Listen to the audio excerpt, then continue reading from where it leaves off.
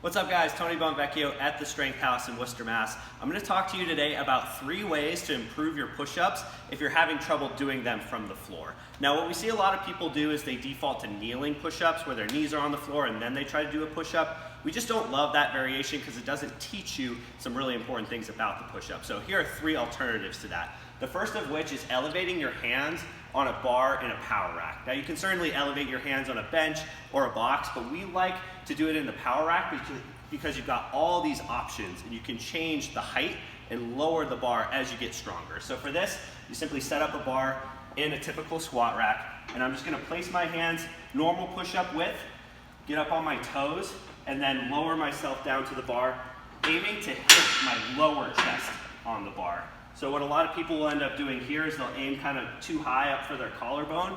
Their elbows will kind of chicken wing out. In order to have good technique, we want to keep our elbows in a little bit. So I want to make sure that I aim my lower chest for the bar. And as you get more comfortable with these, of course, you can lower the height until eventually you'll end up on the floor. So that's option number 1. Option number 2, I really like this one because it lets you do full range push-ups just about right off the bat, is band assisted push-ups. So I've set up a band across the J-hooks at the bottom of a power rack. I'm gonna get inside the power rack and then I'm gonna get in a push-up position with the band right around my belt line. So as I go down, the band is gonna kind of tense up a little bit. As I press back up, it's gonna help me off the floor. So set up just like a normal push-up, good straight line from head to toe, lower myself down nice and slow, and then as I press back up, the band's gonna help me. This is also gonna give me really good feedback because a common issue we see with push-ups is people don't have good core control. So their hips will sag down like this. If you feel your hips pushing into the band early, it's a good reminder to keep your hips in line with your shoulders. That way I can learn to have that good core control all throughout. So that's option number 2, band assisted push-ups. Now option number 3 is to use a slingshot. We really like this one too because it teaches you good upper body mechanics for the push-up. Now not everybody has a slingshot, but a great investment if you want to get better at push-ups.